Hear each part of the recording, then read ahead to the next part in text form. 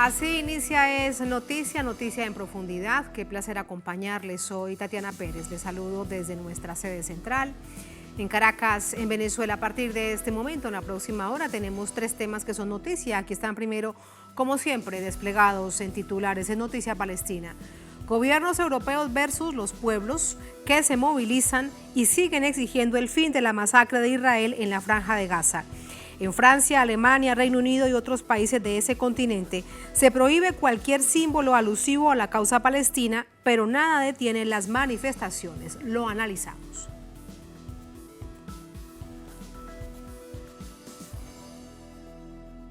En Noticia Colombia, por primera vez un expresidente es acusado ante instancias que traspasan la frontera del país. Se trata de Álvaro Uribe Vélez, contra quien se interpuso una querella internacional por su presunta responsabilidad en las ejecuciones extrajudiciales, que en su periodo de gobierno le costó la vida a más de 6.000 civiles. Les presentamos estos hechos y los analizamos. En Noticia Ecuador se reportan $1.000 millones en pérdidas en la industria y el comercio en 3 semanas de apagones y espacios sin energía en todo el país. De este martes, cientos de personas protestaron, exigieron una solución al saliente presidente Guillermo Lasso. Les presentamos esta radiografía. En Noticia Casi comienza. Bienvenidos, bienvenidas.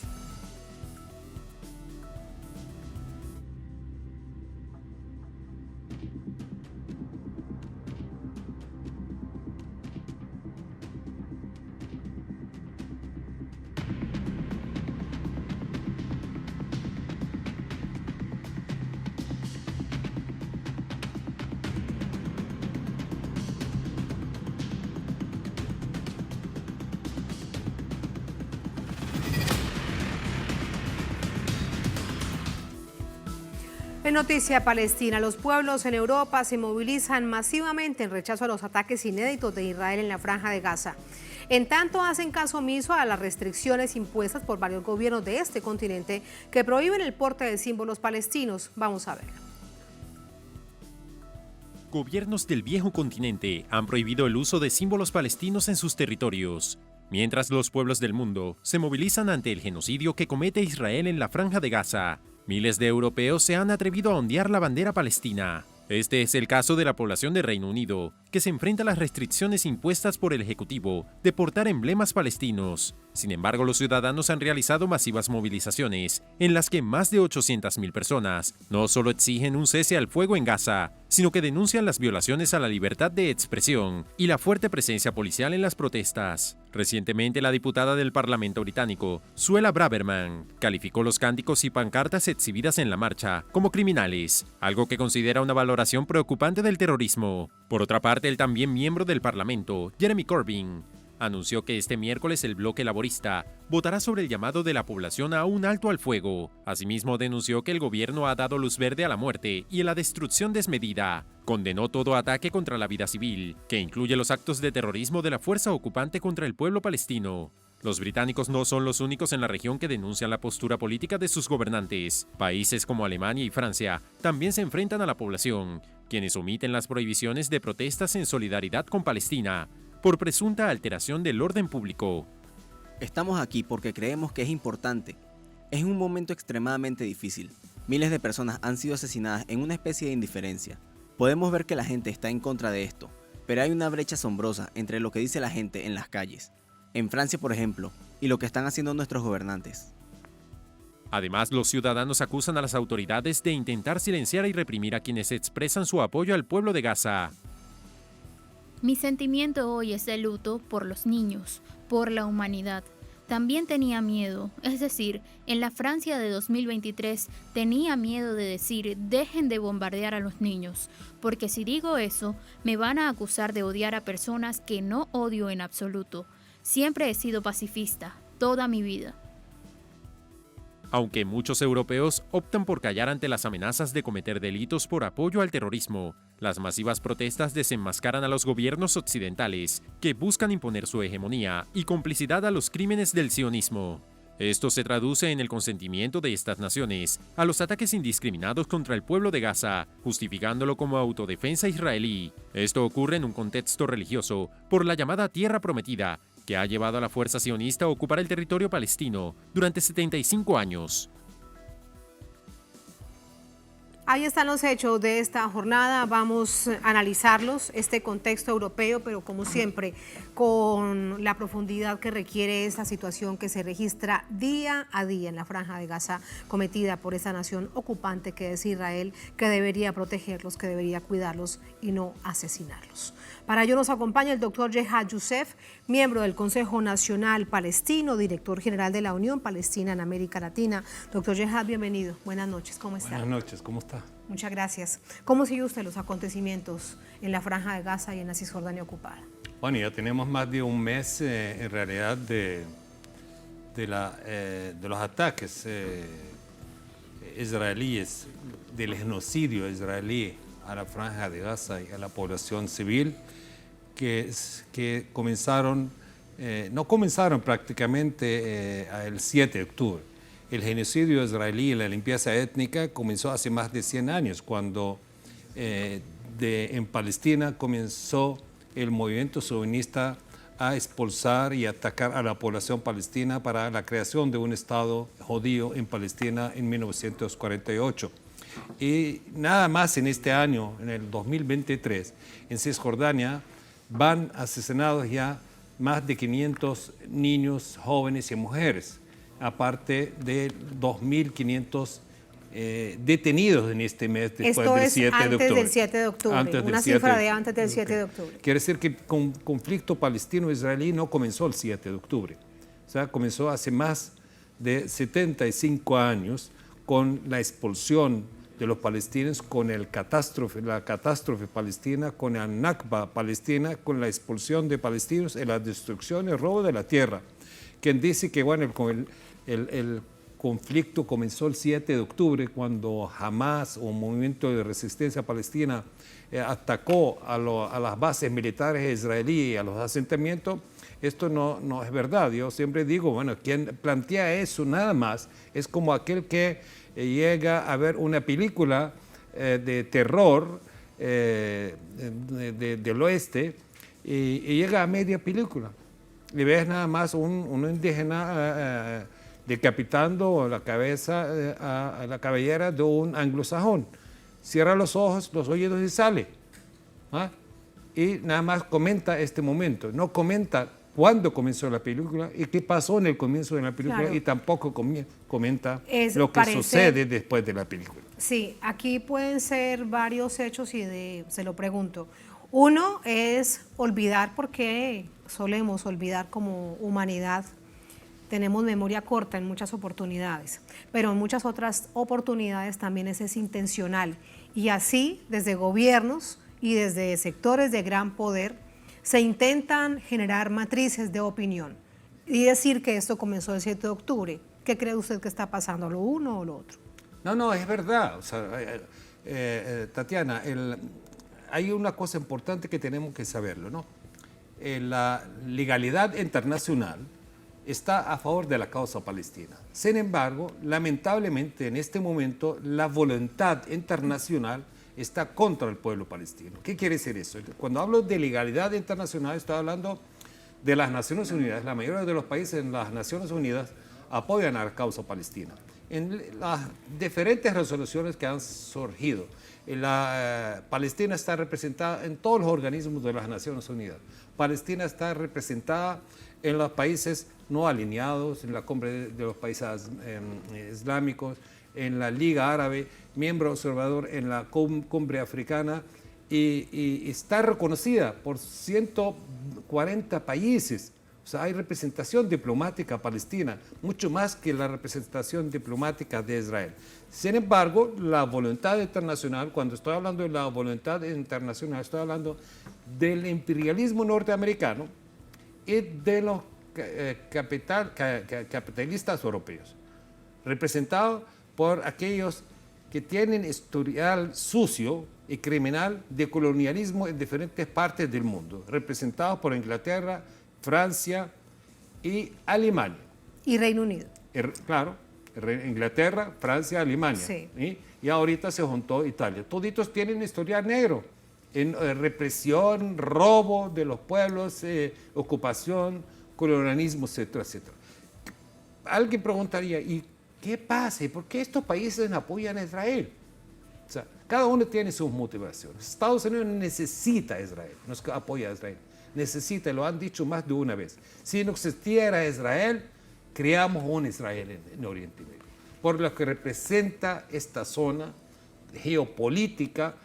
Palestina es el enlace, la conexión entre Asia, África y Europa a través del canal Suez, lo que representa la zona petrodólar en Oriente Medio, y además representa a Estados Unidos como la punta de lanza de los intereses de Estados Unidos en la zona. ¿Qué pasa con Europa? Europa quiere limpiar sus corazones, su alma, su mea culpa, por todo lo que hicieron en los siglos pasados, cuando practicaban el antisemitismo contra los judíos europeos, y practicaron el holocausto europeo. O sea, el holocausto fue hecho en Europa por europeos contra europeos. O sea, los palestinos no tenemos nada que ver con eso, simplemente estamos pagando una factura ajena.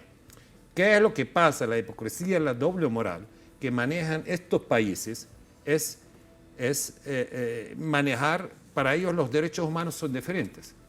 Son diferentes de África, son diferentes en Asia, en América Latina, en Europa, etcétera, etcétera. No, se mueven por intereses, pero aquí, doctor Jehad, esto es una tremenda hipocresía. Claro. Porque estamos observando que a costa del pueblo palestino, pues se siguen tratando de edulcorar ese genocidio que se está cometiendo por parte de Israel. Pero es imposible silenciarlo. Mire usted, este símbolo que tiene usted, por ejemplo, del pueblo palestino no puede ser usado ni en Reino Unido, ni en Francia, ni en Alemania. Esta es la hipocresía, el del doble rasero. Fíjate, hace unos años fueron asesinados un ataque a una editorial francesa en París, Charlie Hebdo. Bueno, aquí se fueron todos los presidentes de todos los países del mundo, sobre todo en Europa y Estados Unidos, a marchar. Yo no estoy en contra, me parece bien, pero ningún presidente de Europa o de Estados Unidos se ha declarado frente al genocidio que tiene el pueblo palestino hoy en día.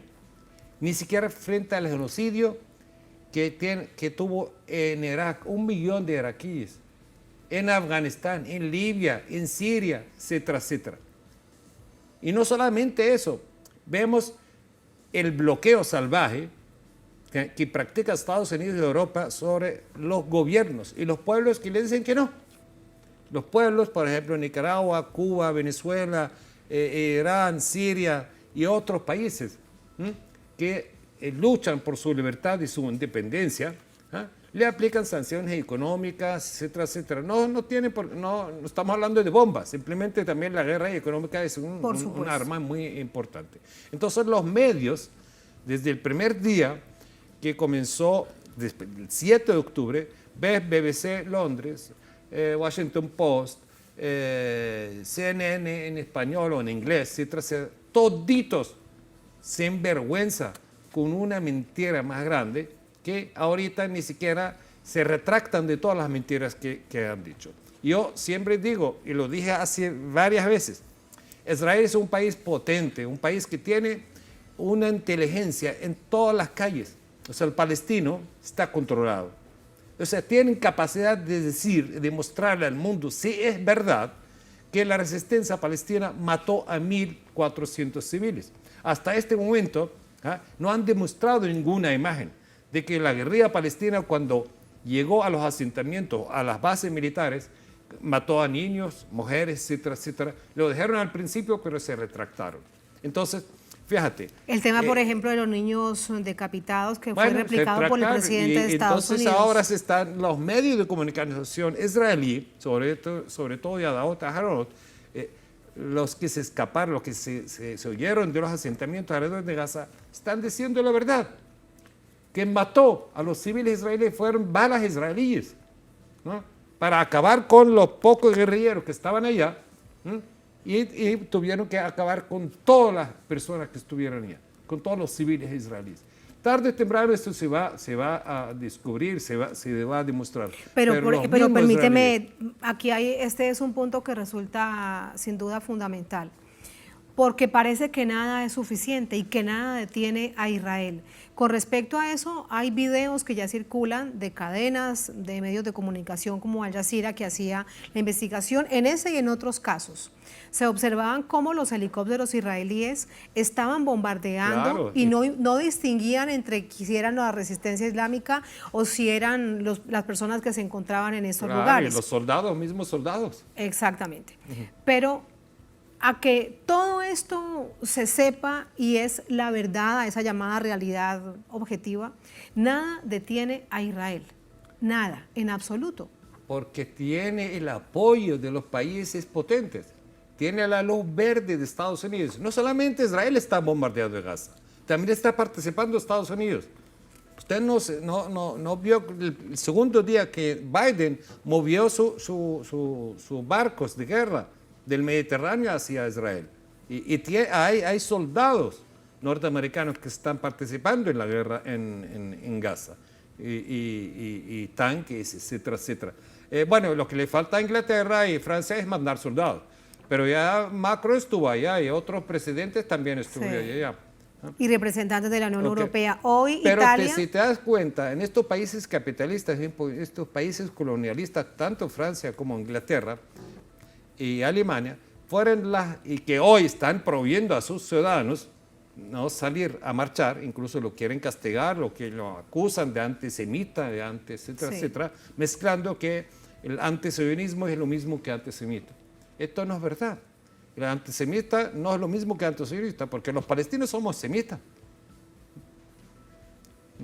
Pero sin embargo somos antisionistas. No podemos ser antisemitas porque nosotros somos semitas. Entonces, donde hay más represión, donde hay más apoyo a Israel, donde hay más manifestaciones. Ves en Estados Unidos, también salen miles y miles en todas las ciudades importantes de Estados Unidos rechazando e incluso, bueno, viste el Capitolio. Y no solamente de gente palestina o árabe o latina, fueron judíos también, que ocuparon el Capitolio como protesta, ocuparon el metro de Nueva York, etcétera, etcétera. Entonces, para nosotros hoy en día, a nivel de popular, a nivel de pueblos, hay un punto importante, un cambio radical. O sea, desde el segundo o tercer día, después ya las cosas estaban más claras,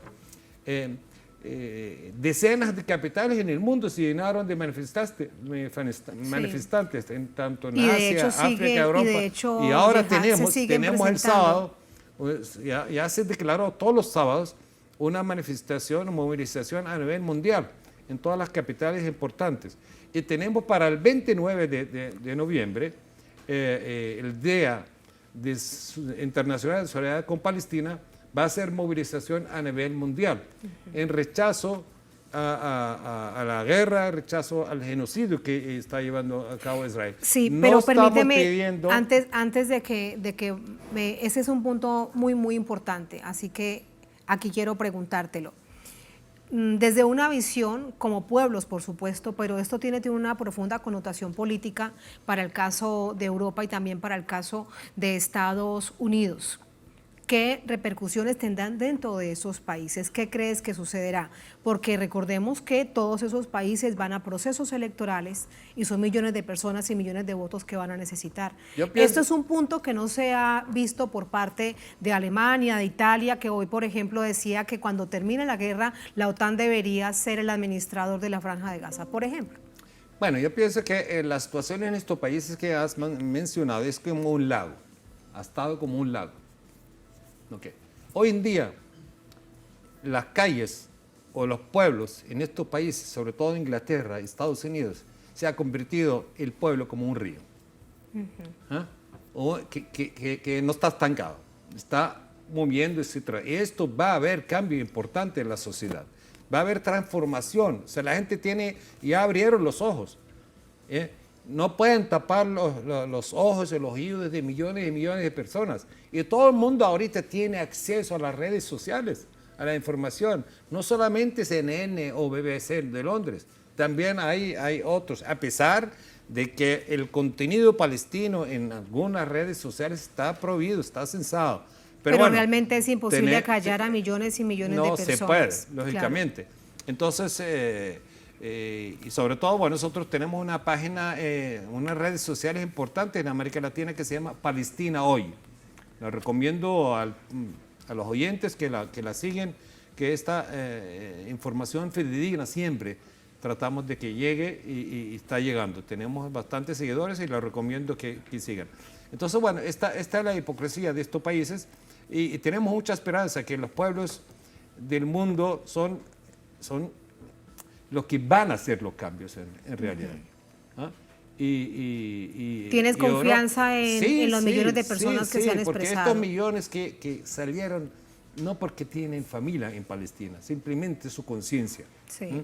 Su conciencia. El dolor, Jihad, el dolor. El dolor es que es imposible porque ¿quién va a creer? Le hizo despertar. Claro. ¿Quién va a creer? Bueno, cada quien cree en lo que quiera, pero es realmente imposible, se cae de todo peso, que un niño asesinado tenga, incluso los bebés que están muriendo, porque en los centros hospitalarios, en varios de ellos no hay electricidad, así que los niños necesitan las incubadoras y han muerto varios de ellos. Las imágenes están allí, es imposible que a estos bebecitos y a estos niños se les califique de terroristas, obviamente eso se cae de su peso. Por eso yo te decía más temprano, pero para Israel nada resulta suficiente. ¿Crees entonces y confía el pueblo palestino en las movilizaciones de los pueblos del mundo? Sí, yo creo, incluso algunos gobiernos ya empezaron a cambiar su posición. Hoy, por ejemplo, hay una buena noticia que Belice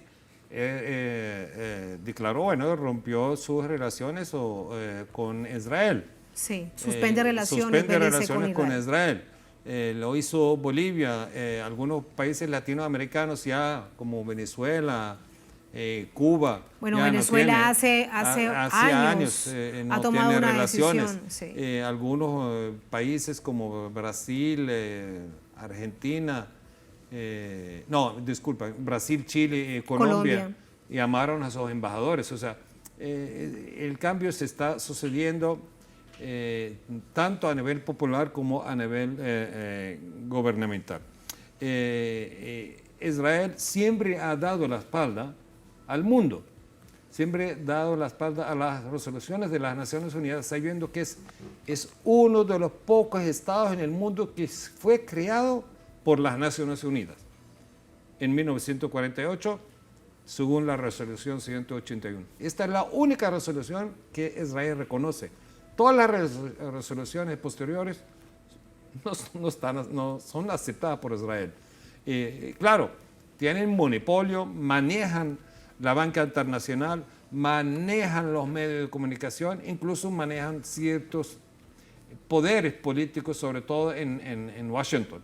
Tienen poder en el Senado, tienen poder en el Congreso de Estados Unidos y la economía, tanto armamentística como cadenas importantes de... esto es lo que le da ventaja a Israel para actuar de esta forma. Y la otra ventaja, bueno, la debilidad y la falta de nacionalismo de algunos gobiernos árabes en la zona, que algunos que tienen normalización de relaciones con ellos, otros, bueno, silenciosos, expectantes, declaraciones. Sobre la cumbre islámica y árabe. Sí, la cumbre islámica. Se condenó, pero ¿crees que debió hacerse más? Claro, deberían tomar medidas concretas. Los países árabes, primero, tienen que cortar las relaciones con Israel. Aquellos países que tienen relaciones con Israel tienen que cortarlo. 2, boicotear todos los productos israelíes. No suministrar petróleo a Inglaterra, ni a Estados Unidos, ni a Francia, ni a Italia, ni a Alemania. Tienen armas, pero en realidad no. Estos regímenes, por eso yo digo, la lucha es entre los hombres y mujeres que aman la paz y justicia, el progreso, y los gobiernos y los partidos políticos por una parte, y por otra parte aquellos que aman al capitalismo, que aman al imperialismo y son aliados de Estados Unidos.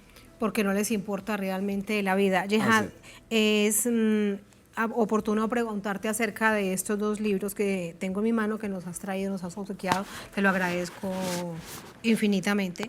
Y esto además a propósito de la Feria Internacional del Libro de Venezuela, que se realiza aquí en Caracas, en esa capital suramericana, en el laguito, por si se encuentran, por acá nos están observando, por supuesto, quienes están aquí, hemos visto miles de personas en la Feria del Libro. Crónica de 7 días en Palestina y huellas de una memoria. Cuéntanos sintéticamente de qué trata. Bueno, el libro Crónica 7 días es un libro que de verdad yo no lo escuché, no lo vi en una novela, nadie me comentó. Eso refleja una experiencia personal después de un viaje que realicé a Palestina después de 25 años de exilio forzoso. Cuando regreso y vi la realidad, cómo la vida difícil de un palestino, la vida para movilizarse de una ciudad a otra, para poder llegar a los lugares santos, para ir al mar, para cruzar, ir de visitar su familia, el muro de separación racista que hay allá, el muro de apartheid, el momento de entrar al país y salir del país por ser palestino, te tratan diferente, te marginan, te interrogan, te registran y a veces para atrás. Y entonces siempre el palestino, que somos más de 8 millones que vivimos en el exilio, tenemos que pedirle permiso a Israel para entrar a nuestro pueblo, a nuestras casas, a nuestro país. Este es el cinismo, Sí. Denigrante. Denigrante, ¿no? Pero bueno, estamos obligados. No tenemos otra forma de regresar. Y gracias al pasaporte venezolano pude regresar. Nunca pude regresar como palestino, tuve que regresar como extranjero y fue la única vez. Después no me permitió ni siquiera con pasaporte venezolano. Y el otro libro, Huellas de una memoria, habla de las etapas importantes de mi vida, que prácticamente es la vida de un palestino, que creció bajo la ocupación, estudió bajo la ocupación, trabajó bajo la ocupación. ¿En qué parte sucedió eso? Cisjordania, En la Cisjordania en un pueblo pequeño de Cisjordania que actualmente está rodeado por 3 asentamientos, o sea, colonos importados, traídos de diferentes partes del mundo. Ellos tienen más derechos que nosotros los que vivimos en Palestina, nacimos en Palestina, incluso los pedazos de tierra que heredamos de nuestros abuelos nos lo quitaron. Habla del papel importante de la madre palestina. La madre palestina tiene 2 tareas importantes. Una, aparte de educar su familia y sus hijos, etcétera, etcétera, es luchar por tener la igualdad de derechos con el hombre palestino. Es una tarea principal que hace la mujer palestina. Y la otra tarea es importante también, es luchar junto al hombre contra la ocupación israelí. Entonces, en este libro reflejo el papel importante de mi madre, Dios que descanse en paz, en su tarea, su lucha como mujer solitaria prácticamente, en la formación de una familia, crear sus hijos, defenderse en todo momento, con una conducta intachable y con un aporte importante para la causa. Jehad, y todo aquel que vive en Palestina, tanto en la Franja de Gaza como en la Cisjordania ocupada, todos los habitantes palestinos tienen esa misión, ese objetivo de luchar por su libertad, por su territorio. Mire, simplemente te digo, no hay ninguna casa, ninguna familia que no sufre la ocupación. Bien, tienen un hijo mártir, un hijo herido, un hijo prisionero, un hijo expulsado. Todas las familias palestinas, ninguna. O sea, tú haces una al azar, así tiras una piedra. A cualquier casa te van a decir, perdí un hijo, o tengo un hijo preso, o un hijo inválido, o herido, o expulsado del país. Además de todas las dificultades Entonces, que hay para hacer la todos vida estamos cotidiana. afectados por la ocupación, todos. Aparte del modo de vida, Claro. para estudiar, para trabajar, hasta para amar. Hay una anécdota de la gente que dice, bueno, ¿cómo ustedes no pueden amar? Que no podemos amar libremente. Porque si tú eres de Caracas, por ejemplo, el caso de un palestino de Jerusalén, se enamora de una palestina de otra ciudad, nunca se pueden casar. Porque el de Jerusalén, si quiere ir a vivir con la muchacha en otra ciudad, pierde todos los derechos de Jerusalén. Ciudadanía, derechos, propiedad, etcétera, etcétera. Y la muchacha que vive fuera de Jerusalén no tiene derecho, está prohibido ir a vivir con su esposo, con su amado. Y valga las a dificultades que hay producto de Entonces, todo el proceso fronterizo para pasar de un lado a otro. No solamente, o sea, nosotros vivimos en un régimen de apartheid. Un régimen de apartheid peor que el de Sudáfrica. ¿Y por qué peor? Porque en Sudáfrica había una minoría negra contra una minoría blanca contra una mayoría negra. En Israel sucede al revés. En Israel hay una mayoría israelí contra una minoría palestina. Pero no solamente aplican el racismo allá, también aplican la expulsión, la limpieza étnica. Estamos viviendo bajo un régimen de ocupación colonial. No es una ocupación como la ocupación gringa a Irak o a Afganistán. No, no. Hay ocupación militar, pero también hay expulsión de la gente. Expulsan palestinos y traen inmigrantes judíos de diferentes partes del mundo. Y usted ve todos los portavoces del ejército israelí, son argentinos, uruguayos, etcétera, etcétera. Y bueno, ¿y qué hago yo? ¿Qué digo yo? O sea, ¿qué hace un uruguayo que tiene 4, 5, 6 años en Israel, que está en el ejército israelí? Y cuando cae preso en manos de la resistencia palestina, dice, no, es un uruguayo.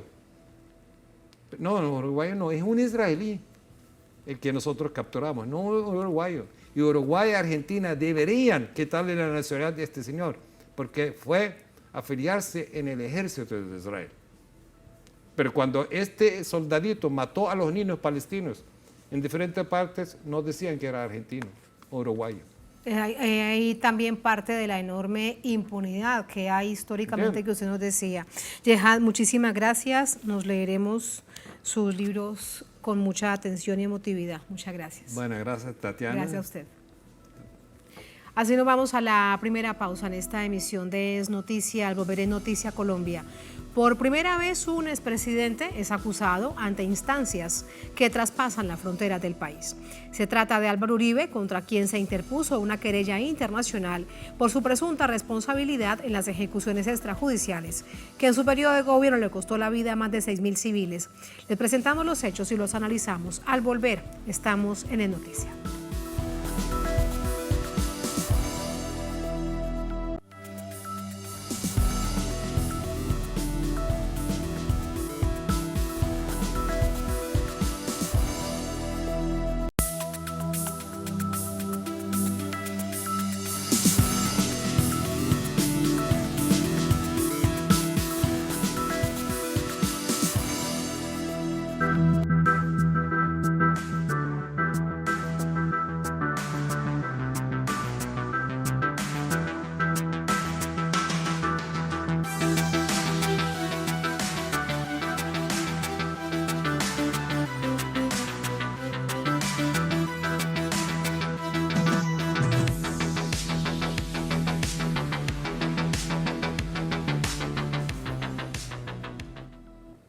En Noticia Colombia, organizaciones defensoras de víctimas de violaciones de derechos humanos interpusieron una querella internacional en contra del expresidente Álvaro Uribe Vélez por su presunta responsabilidad en delitos como ejecuciones extrajudiciales, que en su periodo de gobierno le costó la vida a más de 6.000 civiles inocentes. Desde Bogotá, nuestro corresponsal Hernán Tobar con los detalles. Son 11 víctimas y 3 organizaciones defensoras de derechos humanos, de las cuales hace parte Daniela Rodríguez, que conforma el equipo jurídico que interpuso la querella en contra del expresidente colombiano Álvaro Uribe Vélez por su presunta responsabilidad en las ejecuciones extrajudiciales ocurridas mientras fue primer mandatario. Denuncia interpuesta en el marco de la Jurisdicción Universal, de la cual hace parte Argentina, hasta donde se desplazó este equipo jurídico. La jurisdicción universal es un principio que permite el enjuiciamiento de graves crímenes de guerra, de crímenes de lesa humanidad, sin importar en este caso la naturaleza o más bien la procedencia de las víctimas o la procedencia de los victimarios. Es una jurisdicción que tiene que ver principalmente con la necesidad de brindar justicia, de luchar contra la impunidad en todos los crímenes de lesa humanidad que son ocurridos alrededor del mundo. Será la primera vez que un expresidente colombiano sea indagado por su presunta responsabilidad en crímenes internacionales, en uno de los mecanismos más adecuados para la rendición de cuentas por crímenes de lesa humanidad, de guerra, torturas y desapariciones forzadas. Esta acción jurídica busca justicia para 6.402 víctimas de estos graves hechos que ocurrieron en su mayoría entre el 2002 y el 2010.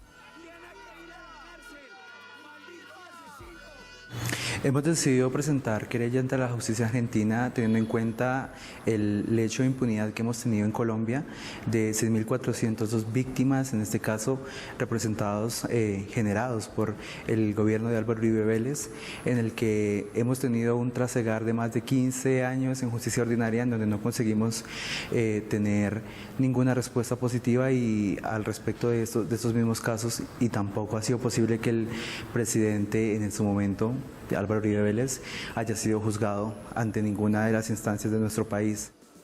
La Comisión de Acusaciones de la Cámara de Representantes del Congreso colombiano, ente encargado de revisar este tipo de denuncias, no ha adelantado una investigación seria e imparcial que garantice la verdad y la justicia de las víctimas.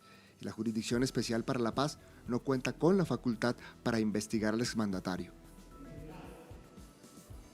Hay informaciones, versiones voluntarias, información de directivas también al interior de la fuerza pública de que habían presiones constantes, incentivos para aquellas personas que presentaran bajas en combate, también sanciones para aquellas personas que se negaran a presentar bajas en combate en el marco de la confrontación armada. Hubo conocimiento temprano de esta práctica por parte del expresidente, faltó adopción de medidas por su parte e incluso, a pesar de que conocía que sus tropas estaban asesinando civiles, continuó con la presión para la presentación de bajas como principal indicador de éxito de su política de seguridad democrática, según las víctimas y organizaciones. El expresidente respondió a través de su cuenta X, intentando desprestigiar a los demandantes tras conocer esta acción jurídica internacional. Hernán Darío Tobar Gaitán, Telesur, Bogotá, Colombia. Es esto parte del capítulo histórico larguísimo del conflicto armado interno de Colombia con distintos actores, distintos hechos. De esto y más vamos a conversar con Hernando Calvo Ospina, periodista, escritor colombiano radicado en Francia. Hernando, bienvenido, ¿cómo estás? Buenas noches. Muy buenas noches, muchas gracias por esta invitación. A ti muchas gracias. Bueno, contarle también a nuestra audiencia que como nuestro anterior invitado, tú vienes a la Feria del Libro Internacional de Venezuela con el libro que además ya se lanzó durante esta semana. Se lanzó el día de ayer. Ayer se lanzó. Lo presentó el periodista Ignacio Ramonet y el poeta y escritor colombiano Díaz Granados. Para mí fue un gran honor y además hubo una buena cantidad de público en la presentación de mi libro. Maravilloso. Al final de nuestra conversación te voy a preguntar un poquitico más de su historia y a ponerlo en pantalla para que nuestra audiencia sepa precisamente de qué hablamos. Pero antes de esto, hablemos de Colombia. Llevas varios años por fuera del país, pero mantienes siempre la conexión y el análisis político con respecto a lo que está sucediendo en Colombia. Es la primera vez que un grupo de víctimas toma una decisión de avanzar sobre una querella internacional, porque entre otras cosas la justicia en Colombia si avanza muy lento y lo que se denuncia es impunidad. ¿Cuál es tu visión al respecto? Mira, sí, llevo un tiempo viviendo afuera, pero siempre he estado muy pendiente de Colombia. Yo creo que cuando uno está un poco afuera, tiene otra visión, como que ve las cosas más claras que cuando tú las tienes aquí de frente. Además, tengo la posibilidad de hablar con mucha gente que además manejan esos temas en diversas partes. Yo creo que ya era hora. Colombia ha soportado demasiadas muertes y demasiada impunidad, sobre todo el Estado colombiano. Cuando hoy lo decía en una charla en la Feria del Libro, cuando uno se da cuenta que el 95% de las muertes por esta violencia política en Colombia son parte del Estado y un 5% de parte de la guerrilla. Y uno dice, bueno, ¿y dónde están los responsables de esos 95%, que son parte del Estado, sus grupos paramilitares? Y cuando además, lo más tremendo es cuando se demuestra, porque está demostrado que eso fueron órdenes de arriba, que toda una gran cantidad de generales, la mayoría de generales están responsabilizados de esto, junto con sus paramilitares, que los paramilitares hacen parte de esa estructura de horror y de terror que han asesinado a tantos miles de colombianos, cientos de miles de colombianos. Uno se pregunta, ¿en dónde está la justicia colombiana? La respuesta simplemente es que la justicia colombiana la han manejado quienes han dado las órdenes de matar, pero los que han tratado de ser un poco honestos y aplicar la justicia, tú lo sabes, como lo sabe mucha gente, los han matado. Y en Colombia nada pasa. De hecho, cuando hablamos de este sistema judicial, hay que pasar por lo que sucede con la Fiscalía General de Colombia, que hoy en día es un actor político de la extrema derecha. ¿Había sido tan así de tiempo atrás? Yo creo que siempre ha sido, pero no al nivel del descaro y al nivel del cinismo con que está actuando. Al punto que el fiscal general de Colombia hoy ya se dice que lo que está es, porque es tan descarado que está en una campaña política a la presidencia. Yo creo que él se cree con más poder que el presidente de la República, y él no fue elegido por la mayoría de colombianos como sí lo fue el presidente de la República. Y él, la cuestión y su poder se lo da que fue y se mantiene ahí, porque está de esos poderes que están atrás, el uribismo y otros responsables políticos que también tienen la responsabilidad en todo este genocidio, en toda esta masacre, porque en Colombia se ha cometido de todas maneras un genocidio, ya un genocidio político como la Unión Patriótica, pero esta cantidad de miles de colombianos, la mayoría campesinos, es casi un genocidio. Y sí, esta fiscalía es un aparato para mí, y lo digo a partir de lo que conozco por los documentos, otra parte de la estructura narcoparamilitar de este país, desgraciadamente. De hecho, estamos entonces hablando de un sistema institucional para tratar de comprender de dónde vienen los ataques permanentes a la figura del presidente actual, de Gustavo Petro. Exactamente, mira, yo no quisiera estar en los zapatos del presidente Petro, porque es que Colombia, las venas del Estado, no del gobierno, del Estado, todas las estructuras del Estado, las bases del Estado también, es una estructura que está totalmente narcoparamilitarizada, que solamente se mueve por la violencia. Eso está documentado, pero además se documenta y parece que no, como que la documentación, las informaciones hasta de Naciones Unidas, como que no funcionan. Entonces es muy difícil, yo admiro, con las críticas que tengo, que son críticas normales, creo, al presidente Petro, pero yo lo admiro que esté ahí y se sepa sostener ahí. Hace 2 días o 3 días denunció él mismo que habían generales, altos generales del Estado colombiano, que estaban todavía hasta el día de hoy uniéndose con paramilitares para tratar de romper el diálogo con el ELN. Entonces, es una estructura, es un narcoestado. Sí, esa fue una denuncia extremadamente grave sí. Porque en Colombia el presidente es el jefe de las fuerzas militares. Claro. El máximo representante sí, de las fuerzas militares. Sí, él es el jefe, él es el comandante en jefe de las fuerzas militares. Entonces, la situación en Colombia es muy grave. ¿Cómo poder romper estos cimientos, esta estructura narcoparamilitar que tiene Colombia? Este estado de violencia, pero es que además recordemos en la historia que Colombia fue el país que más aplicó la doctrina de la seguridad nacional, que existe hasta el día de hoy, que no se ha tocado, porque yo no sé ni cómo, yo no creo que el presidente Petro, los militares lo permitan tocarlo, pero eso viene desde los años 60, después de la Revolución Cubana, la doctrina de la seguridad nacional, que indica a los militares que cualquier persona que se oponga, sea comunista, sea lo que sea, pero que se oponga a lo que dice el sistema, hay que matarlo porque es el enemigo interno.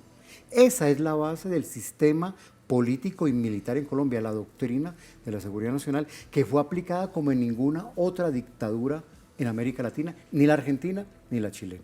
Y eso, lo digo entre comillas, en todas estas décadas de proceso democrático de Colombia. Sí, Colombia no tuvo necesidad de colocar dictaduras. Siempre, por eso se habla de que Colombia tiene la democracia más antigua de América Latina. Eso es falso. Si me permites, te voy a decir, mira, en 16 años de dictaduras en el Cono Sur, Argentina, Chile, Brasil, Uruguay, Paraguay y Bolivia, 6 países, durante 16 años, hicieron, y es muy feo hablar de estas muertes y desaparecidos, pero hicieron más o menos 16.000 muertos y detenidos desaparecidos en esta cantidad de años. Pues bien, esa cantidad de muertos y asesinatos las hace cada presidente colombiano durante 4 años. Imagínate. Durante 4 años. No lo estoy diciendo yo, eso es un informe del CINEP, que es una de un centro de investigación en Colombia. Investigación de los jesuitas, además. Así es. Eso está en una investigación de ellos que a uno lo sorprende. Bueno, esta cifra que dices realmente es muy reveladora porque pone la radiografía de lo que es Colombia con respecto a América Latina, pero también las que ha presentado a instancias del proceso de paz, la comisión... Es aterrador. Así es, aterrador. La Comisión de Historia del Conflicto Colombiano, 200.000 víctimas del conflicto. Pero dime una cosa, la cuestión es, y nada pasa, por ejemplo, ya se sabía que habían criaderos de cocodrilos para poder a los campesinos, a los que no les gusta, tirárselos a los cocodrilos para que desaparecieran los cuerpos. Crematorios como en el tiempo de los nazis, en Colombia hay varios. Pero fíjate que esto en Colombia, perdón que te interrumpa, es que parece algo como de leyenda o pintoresco, es que la gente no cree. ¿Qué se necesita para que en Colombia realmente se entienda que esto fue así, que se crea que fue así? ¿Sabes qué creo yo de esto? Que es que nos acostumbraron a dormir y a bailar con la muerte. Y ahí de eso hay un ejemplo muy tremendo, trágico y tremendo, que yo recuerdo que muchas veces uno le preguntaba a sindicalistas, ¿por qué no te han matado todavía? Wow. Y todavía.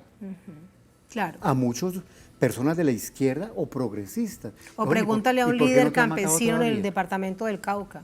Claro, pero además hay otra cosa, que también, y que los colombianos se ríen de eso, ¿no? Por ejemplo, antes se saluda, ¿no? ¿Cómo estás?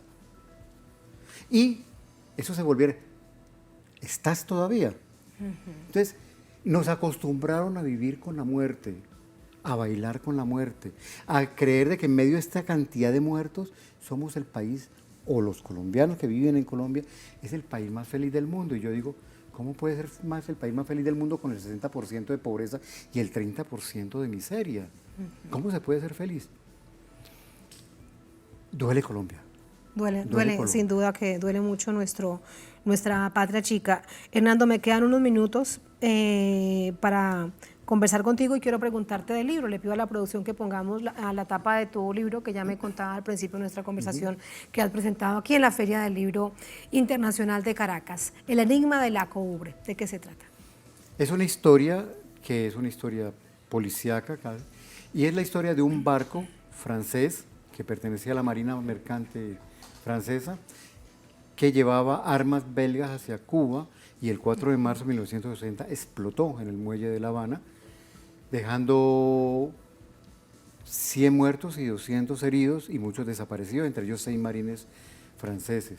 Ha sido el atentado terrorista más grande que ha tenido Cuba en su territorio.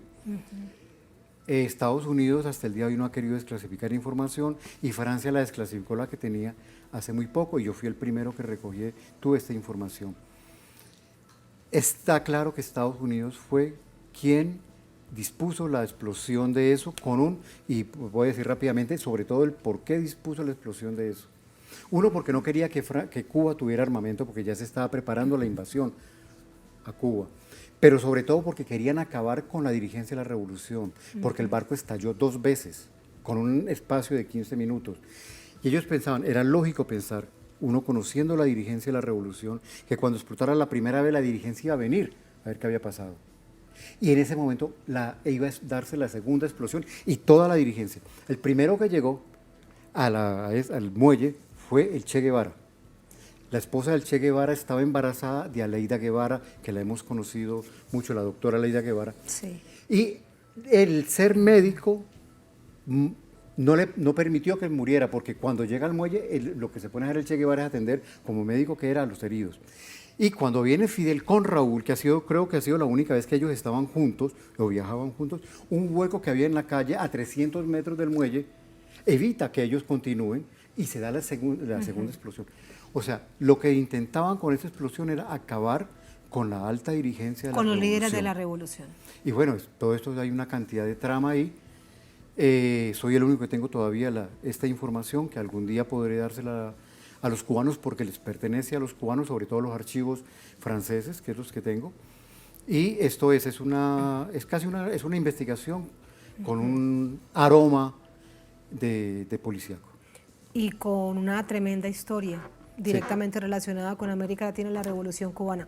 Pues a leerla. Muchísimas gracias, Hernando. Muchas gracias. Que tengas una feliz estadía en Caracas. Muchas gracias. Muy bien. Gracias. Así nos vamos a la última pausa brevísima en esta emisión de Es Noticia. Al volver en Noticia Ecuador, se reportan $1.000 millones en pérdidas en la industria y el comercio en 3 semanas de apagones de energía.